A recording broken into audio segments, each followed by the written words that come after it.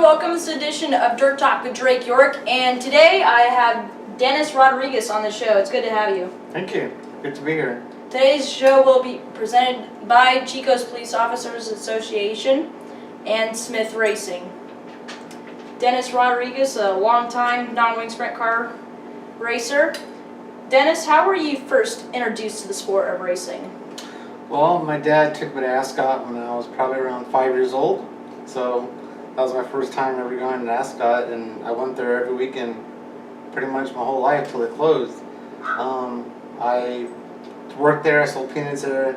My dad actually worked at Ascot the first day it was open, and it was pretty cool. He kind of showed me what sprint cars were when I was at a very young age.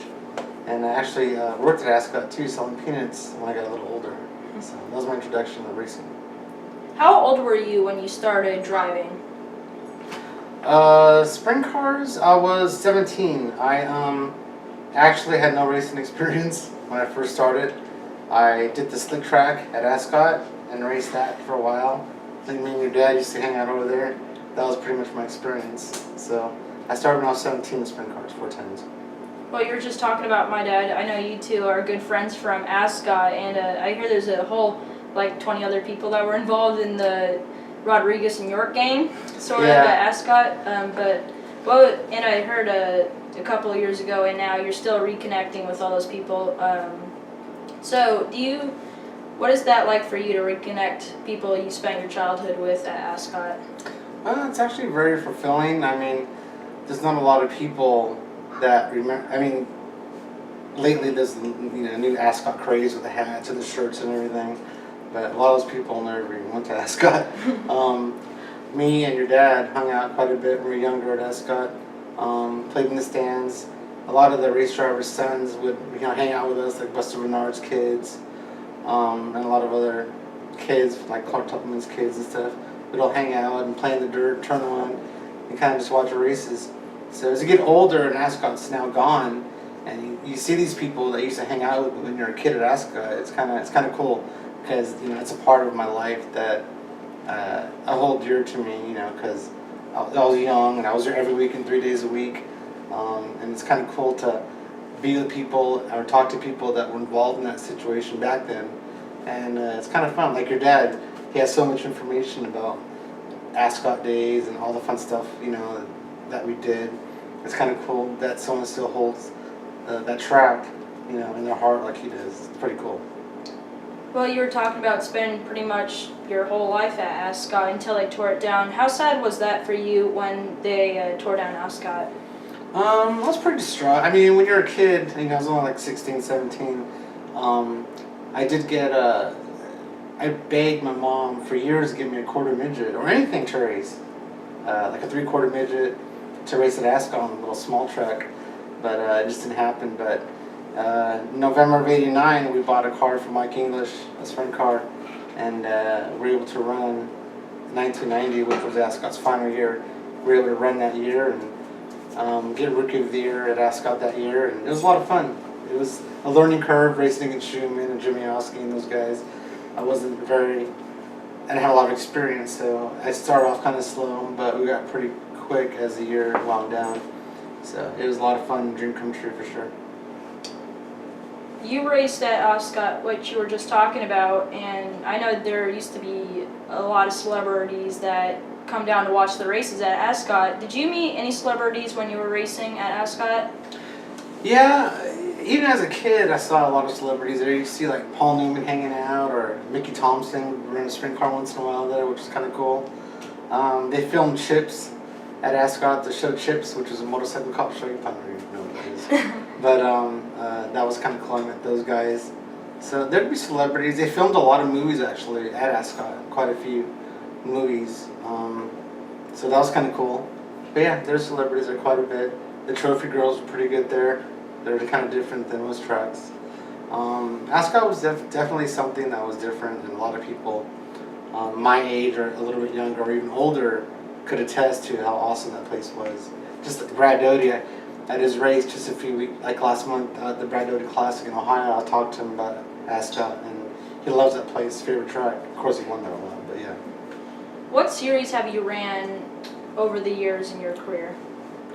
I ran mainly just CRA in the early 90s, ran some USAC races. When I got hurt with bad at Eldora in 92, I took off quite a bit of time.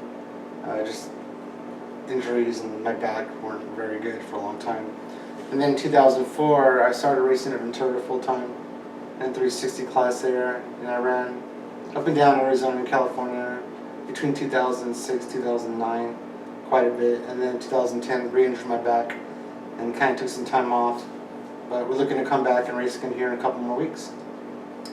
You were just talking about your crash at Eldora. Did you say that was, what year was that? In May of 1992. Okay, so you just showed me the video before we started rolling the tapes, and they said you had a punctured lung, something with your arm or something. You also showed me the scar. Yeah, that crash at Eldora was pretty violent. The injuries I suffered were pretty significant. I punctured my lung, broke my arm severely.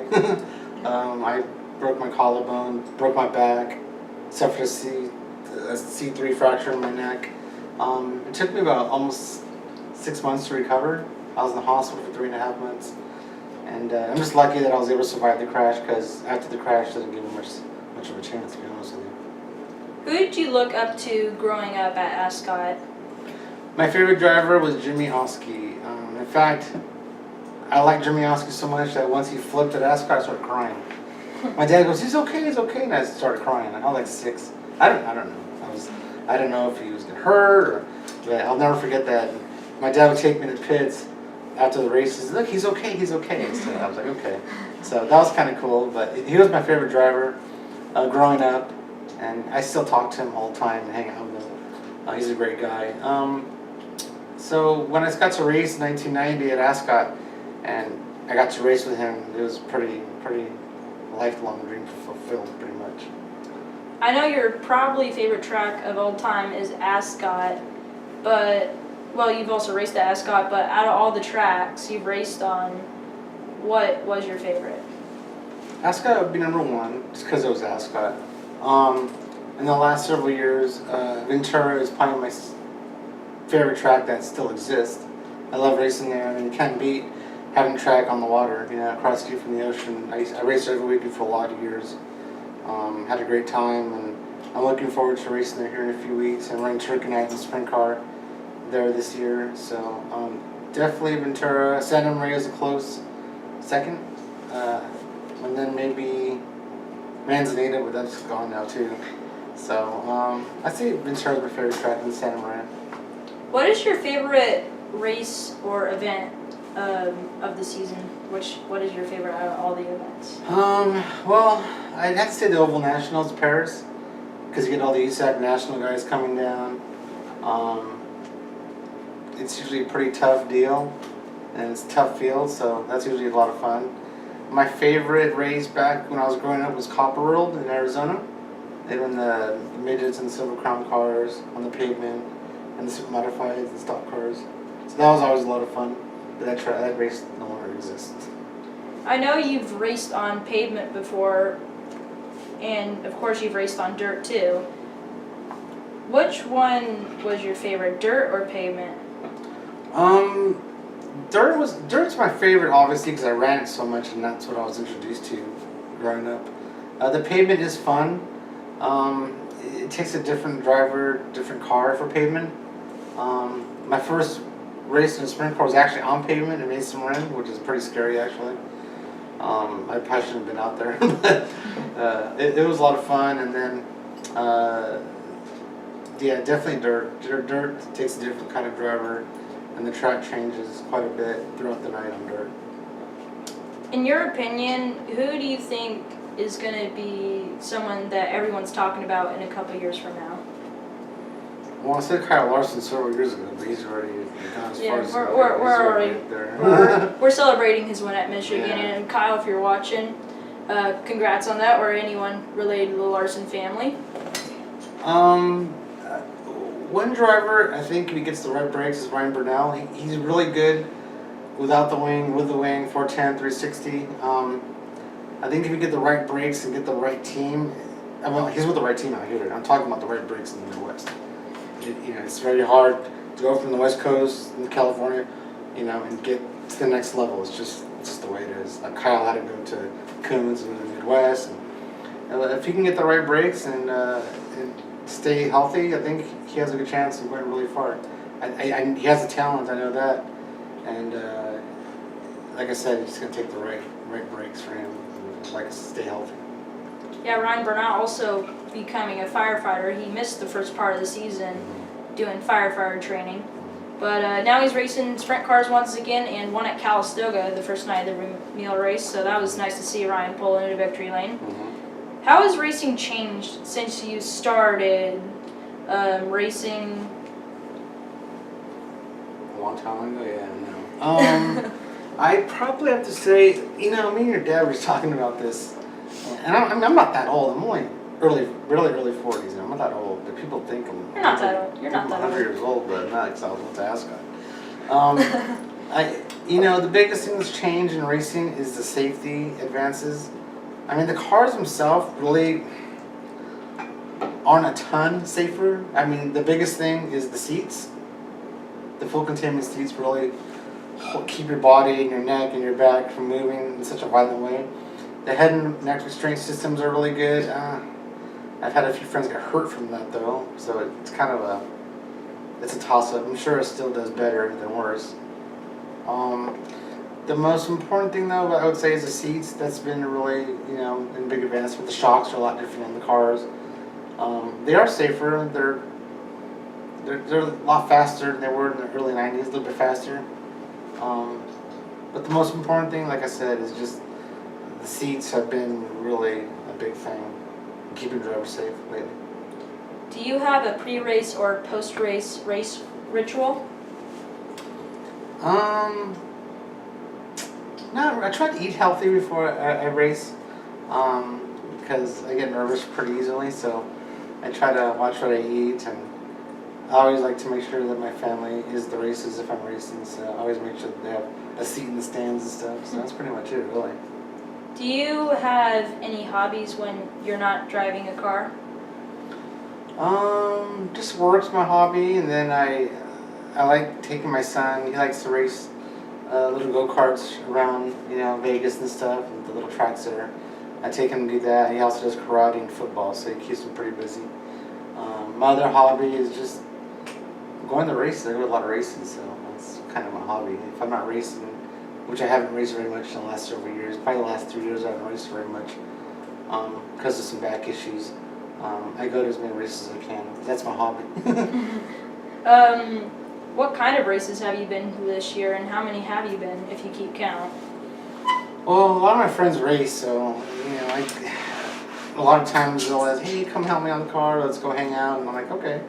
If I have the time for my family and work and stuff, I'll go. I've probably been to around 50 races this year, probably already. I went to the Eastern Stone in Pennsylvania for the ESAC deal. I went to Sprint Week. I'm at this Sprint Week, that's why I'm over here. So yeah, I probably went to about 50 races. I also helped my friend Sean Deskins out in the Kansas Oklahoma tour recently, which was a lot of fun. So I've been to quite a few races. And then hopefully I'll go to Chili Bowl and run Chili Bowl again this year. So we'll see how that goes. What is your day job?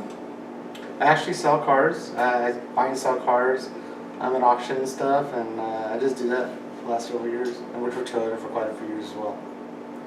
What was your biggest accomplishment in your racing career? I know you got Rookie of the Year one year in CRA, so that's probably got to be up there too.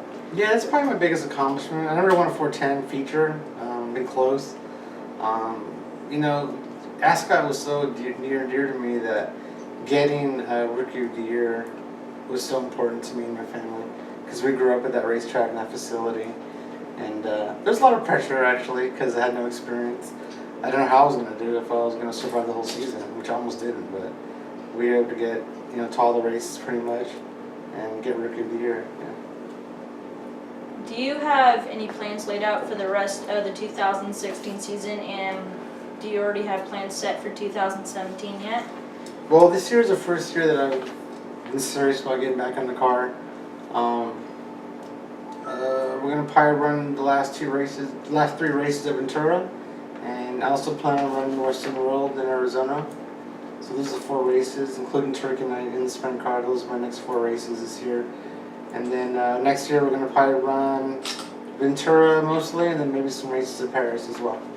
Well, that's going to wrap up our show today. Thank you, Dennis. Thank you. It was great talking to you. Today's show has been presented by Roberto Marquez, attorney at law, and Pedersen Speed Shot.